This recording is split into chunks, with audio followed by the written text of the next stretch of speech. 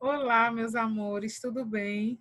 Estou aqui novamente para mais uma aula online. Morrendo de saudade de todos. Gostaria de parabenizar todos vocês que estão fazendo as atividades, que estão mandando a tarefa para o meu e-mail. Quero dizer que estão todas as notas de vocês de participação computadas, tá certo?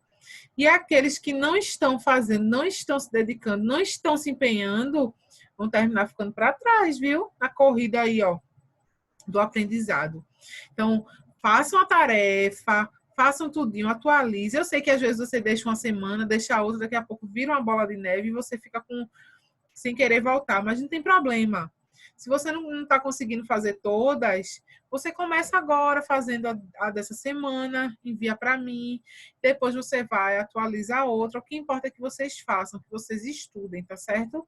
Eu quero ver essa dedicação de vocês e para isso vocês têm que me mostrar que realmente estão se doando, certo, gente? Vamos começar aqui. Vou abrir os slides. Hoje, peguem os livros antes de qualquer coisa, certo? Hoje a nossa aula será sobre o núcleo celular. Já estudamos o citoplasma, já estudamos a membrana e agora a gente vai começar a estudar o núcleo celular, certo? Deixa eu ampliar aqui. Vai ficar bem bonitinho para nós. E aí o núcleo. O núcleo é aquela parte mais interna da célula, certo? Deixa eu mostrar aqui para vocês. Esse é o núcleo, né? A gente tem a membrana que vai proteger, vai delimitar, vai dar a forma da célula. Dentro, o citoplasma, que a gente viu semana passada, que tem o citosol, que é uma parte gelatinosa, com as organelas mergulhadas dentro dele, que cada organela vai ter uma função específica no metabolismo da célula. E hoje a gente vai ver o núcleo, que é nada mais, nada menos o centro de comando da célula, certo? É ele quem manda as outras organelas terem suas funções metabólicas dentro da célula, certo? Vamos fazer a nossa comparação, que eu adoro fazer essa comparação. Se o núcleo fosse a nossa sala de aula, ou se a célula fosse a nossa sala de aula, as paredes da sala de aula seria a membrana plasmática, que aí tem uma porta que abre e fecha para a entrada e saída de alguma coisa dentro da célula. Tem o citoplasma, que é o corpo da célula, né? E cada organela dentro do citoplasma vai ter uma função diferente. As organelas seriam vocês, o citoplasma seria o conjunto de vocês, né? E cada organela vai ter a sua função, cada aluno tem a sua função dentro da sala. E o núcleo é o centro do comando, é aquele que diz a organela que vai fazer isso, aquilo, é aquele que abre a porta, que fecha. Então, o núcleo, nesse caso, seria o professor. Eu ou qualquer outro professor que estiver dando aula na sala de vocês. Conseguiram entender? Então, o núcleo é o que pensa, é o que tem as informações genéticas da célula, é por ele que se inicia a divisão celular, então ele tem uma importância essencial, certo? Então, ele é considerado o principal componente celular, principal componente da célula. É a região da célula, geralmente centralizada, que apresenta uma forma esférica ou ovoide, né? Uma forma oval ou circular. Geralmente, ele fica no núcleo, no centro da célula, assim, ó, no centro. Mas ele pode, às vezes, ir para um lado ou ir para o outro, certo? E é o controle, é o centro de controle das principais funções metabólicas celulares, que foi o que a gente falou agora há pouco, certo? E aí, vamos lá, vou fazer diferente hoje, certo? A gente vai ver um pouquinho do Investigue. Peguem os livros na página 98 de vocês e a gente vai fazer esse Investigue juntos, tá certo? Como se fosse na sala de aula. Aí tem assim, ó. Investigue. As hemácias, eritrócitos ou ainda glóbulos vermelhos, eritrócitos é com E, São células sanguíneas encontradas... Ui, meu Deus. São células sanguíneas, deixa eu tirar aqui, encontradas em mamíferos e demais vertebrados. São elas as responsáveis pela importante função de transportar oxigênio e gás carbônico pelo sistema circulatório. Sabe-se que elas são consideradas células anucleadas, não possuem núcleo, pois perdem seus núcleos durante o desenvolvimento. Então, elas têm núcleo a princípio, e aí, durante o desenvolvimento dela, ela vai perder esse núcleo, certo? Você saberia explicar por que esse processo é importante para os mamíferos? Então, por que esse processo é importante para os mamíferos? Por que as hemácias são importantes e essa função dela de perder o seu núcleo é importante? Alguém saberia? Pense aí um pouquinho. Faça o seguinte, minha sugestão, pause um pouquinho esse vídeo e pense, antes que eu dê a resposta. Vou dar um tempinho aqui e aí eu continuo, viu? Tic-tac, tic-tac, tic-tac, tic-tac. E aí, pensaram? O que é que vocês acham? As hemácias, gente, elas são as células responsáveis pelo transporte de oxigênio dentro do corpo da gente. Então, quando a gente faz assim, ó, ai, que gostoso respirar, não é? Quando a gente respira, a gente coloca, quando a gente puxa o ar, a gente inspira o ar, a gente coloca oxigênio para dentro do nosso corpo. E quem vai transportar todo esse oxigênio para o nosso corpo e distribuir para todas as nossas células são as hemácias. Então, o núcleo celular é uma parte pesada, é uma parte que tem muitas informações. Então, vê como a natureza de Deus é maravilhosa. As hemácias perdem esse núcleo, primeiro ponto, para que ela possa transportar mais oxigênio dentro dela, certo? Então, como ela tem uma quantidade boa de oxigênio para transportar, aí ela faz o quê? Vou me desprender do meu núcleo para conseguir transportar mais, certo? E outra coisa é que o nosso corpo, nós somos animais homeotérmicos, ou seja, nós temos sangue quente. O que isso significa? O nosso corpo vai sempre procurar se adaptar à temperatura em torno de 37 graus Celsius, certo? E aí, a gente está no lugar frio. O nosso corpo, o nosso sangue, vai trabalhar para que o nosso corpo atinja essa temperatura de 37 graus Celsius. E aí, quando isso não ocorre, aí a gente começa a ter frio e a gente pode sofrer uma hipotermia, certo? Então, as hemácias vão ser aquelas que também vão trabalhar para regular essa quantidade de sangue, regular esse sangue da gente, esquentar o nosso corpo, certo?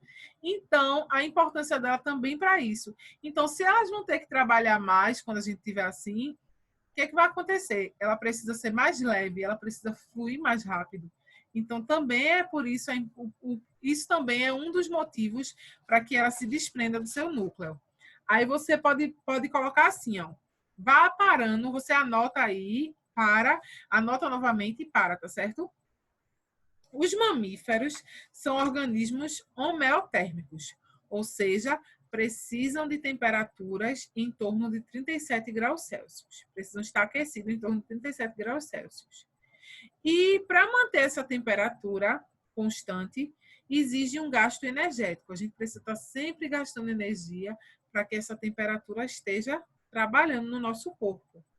O que significa uma maior concentração de oxigênio precisa ser transportada entre as células e tecidos. Então, a gente precisa manter a nossa temperatura aquecida e transportar mais oxigênio para o nosso corpo. Aí, o que é que acontece? Dessa forma, o núcleo dos mamíferos trouxe essa vantagem evolutiva. Nas hemácias, o núcleo ocupa um grande espaço celular. E esse espaço pode ser ocupado por uma maior quantidade de moléculas de oxigênio.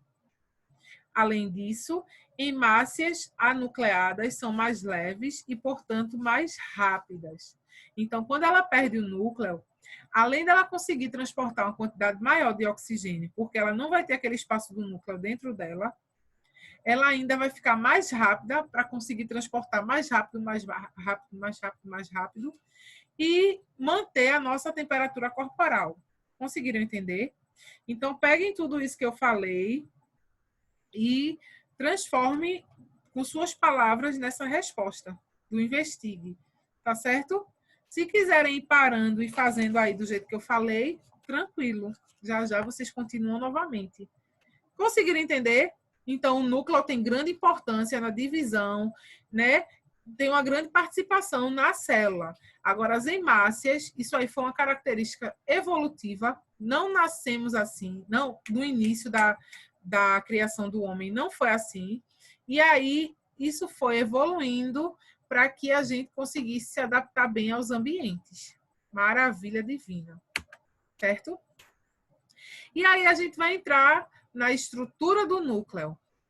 O núcleo possui algumas estruturas específicas que a gente só vê nele, certo? Que nem as organelas que a gente viu semana passada, ele tem umas características importantes e eu acho interessante que a gente veja uma a uma, certo? Carioteca. Carioteca é a membrana nuclear. Então, essa membrana que vai revestir e dar forma e proteção ao núcleo. Certo? Essa carioteca também pode ser chamada de envelope nuclear ou de cariomembrana, certo? E eu coloco todos os nomes, gente, porque pode ser que quando vocês forem fazer alguma atividade, estejam com os outros nomes. E aí vocês vão ficar, o que é isso? O que é isso? E aí tá bonitinho para vocês, certo? A carioteca é constituída por duas membranas que em alguns pontos se fundem formando poros. Então, elas se fundem e vão formando poros no corpo nuclear, certo? Qual é a função da carioteca? Delimitar o material nuclear e controlar a troca de substâncias entre o núcleo e o citoplasma. Então, toda a troca de substância entre citoplasma e núcleo, vai ser delimitada por essa membrana nuclear, que é chamada de carioteca, certo? E essa carioteca vai ser a que diferencia as células, certo? Células que possuem carioteca, possuem o núcleo organizado, são chamadas de células eucarióticas. E as células procarióticas são aquelas que não possuem carioteca. O seu material genético fica solto no citoplasma. Um exemplo de ser vivo procariótico é a bactéria. A bactéria não possui um núcleo bonitinho, organizadinho. Os demais, com algumas exceções, possuem essa carioteca, certo? Outro ponto de estrutura nuclear é a cromatina. O que é cromatina? Conjunto de filamentos, de fios, chamados de cromossomos, presentes no núcleo. Em cada um destes filamentos encontramos a molécula de DNA e várias proteínas. Então, por isso que diz que todas as nossas características estão no DNA e o DNA está dentro do núcleo.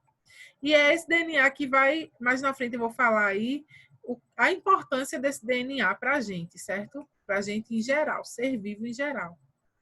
E além de ter a molécula de DNA, ainda possui várias proteínas, certo? E a cromatina divide-se em heterocromatina e em eucromatina. Heterocromatina é a região em que os filamentos são intensamente condensados. Então, quando os filamentos estão juntos, né, enovelados, condensados, emaranhados, é chamado de heterocromatina. E quando os fios estão menos emaranhados, né, estão mais soltos, é chamado de eucromatina, certo? E aí está a molécula do DNA, né? Um exemplo de como é essa molécula. Parece, né, escadinha. Acho que todo mundo já viu esse desenho aí dessa molécula de DNA. DNA é o ácido desoxirribonucleico, certo? É a sigla disso, desoxirribonucleico ácido, porque é escrito em inglês, por isso que é DNA, certo? E não ADN, né? E o que é DNA? É uma sequência de moléculas que codificam informações genéticas do indivíduo. Então, são códigos mesmo, que eles vão sendo produzidos no nosso corpo e aí vão dando as nossas informações genéticas. Por isso que quando se quer se fazer um teste para saber se o filho se a pessoa é filho desse pai ou dessa mãe, faz o teste de DNA. Porque o nosso DNA possui a mistura dos genes dos nossos pais com das nossas mães, certo? Então, é 50% do pai, 50% da mãe vai formar o nosso. Então, quando alguém faz um teste, vai extrair do núcleo esse DNA da célula. Qualquer célula do nosso corpo vai ter o mesmo DNA, certo? E aí, quando extrair esse DNA, vão fazer a avaliação e ver se bate com o pai e a mãe. E aí, se bater, é filho, certo? Comprova que é filho da pessoa. E essas são algumas informações genéticas que o DNA guarda, né? Cor, altura, tipo de cabelo da pessoa, entre outras características, né? Desenho da boca, formato do pé, tamanho da mão, altura, né? Que eu já falei aí. Várias informações vai ser transmitida através do DNA no embrião, no filho, enquanto ele ainda estiver na barriga da mãe, certo? E vão transferindo para as futuras gerações. Tem família, gente, que tem um nariz e esse nariz vai sendo transmitido. O pai tem, o filho tem, o neto tem, o bisneto tem, todo mundo é do nariz do avô, certo? Isso aí é características dominantes que vocês vão estudar mais na frente. Ok? Outra parte do núcleo é o nucleolo, que eles são arredondados e são inseridos no interior do núcleo. É como se fosse um núcleo dentro do núcleo, o nucleolo. É a parte nuclear dentro do núcleo. Interessante isso, mas é verdade. Então, dentro do nucleolo estão presentes, os nucleolos estão presentes em nossas células, que são eucarióticas, possuem carioteca, parêntese, membrana nuclear. E aí, o nucleolo é constituído por RNA, que é o ácido ribonucleico, e esse ácido ribonucleico ele vai ser formado a partir do ácido desoxirribonucleico, que é o DNA, certo? Então, esse RNA forma-se a partir do DNA. E esse RNA é chamado de ribossômico. Existem outros RNA mensageiro, etc. Esse ribossômico, eles vão também fabricar ribossomos. E esses ribossomos, quando são amadurecidos, migram para o citoplasma e aí vão virar uma organela e vão sintetizar proteínas. Ou eles se juntam com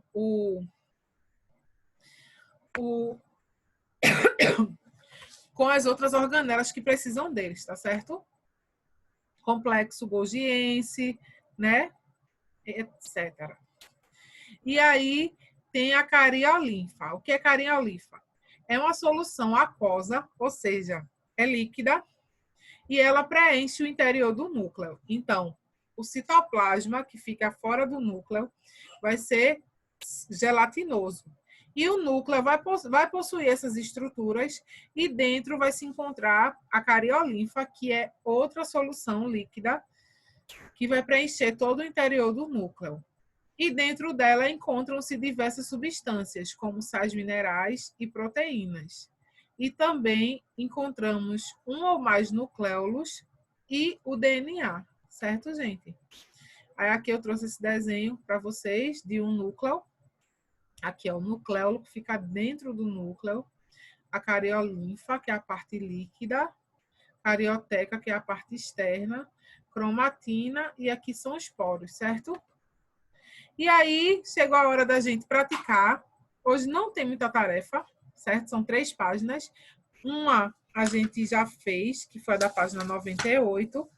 Aí vocês vão fazer o investigue da página 100, certo?